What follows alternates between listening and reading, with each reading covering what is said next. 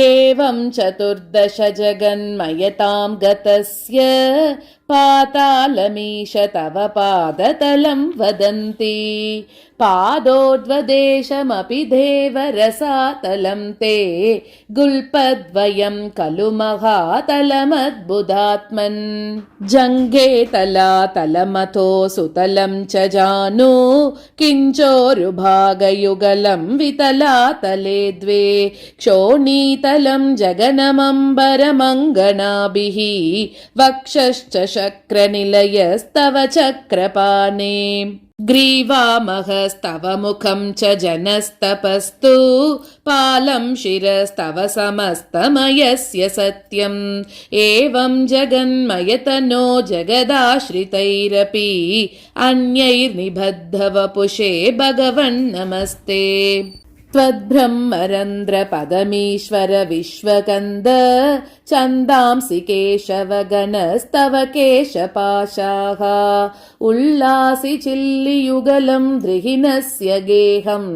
पक्ष्मानि रात्रिदिवसौ सविता च नेत्रे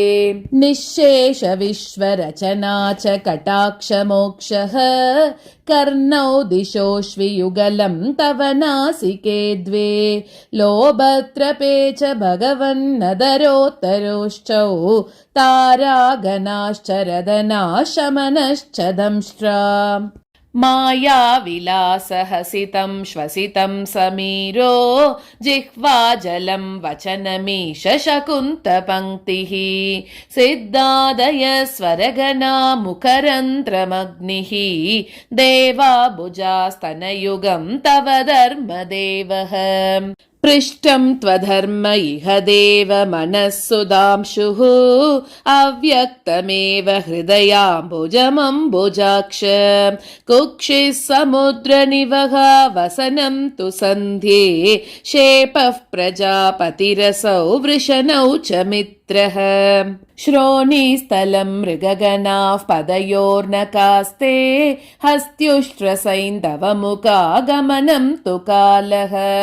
विप्रादिवर्णभवनं वदनाब्जबाहुः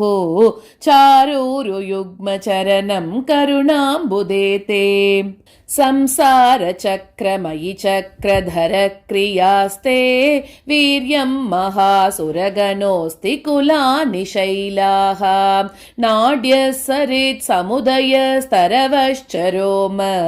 जीयादिदं वपुरनिर्वचनीयमीश ईदृग्जगन्मयवपुस्तव कर्मभाजां कर्मावसानसमये स्मरणीयमाहुः तस्यान्तरात्मवपुषे विमलात्मने ते वातालयाधिपनमोऽस्तु निरुन्दिरोगान् नारायण अखिल गुरो भगवन्नमस्ते सर्वत्र गोविन्दनाम संकीर्तनं गोविन्द गोविन्द।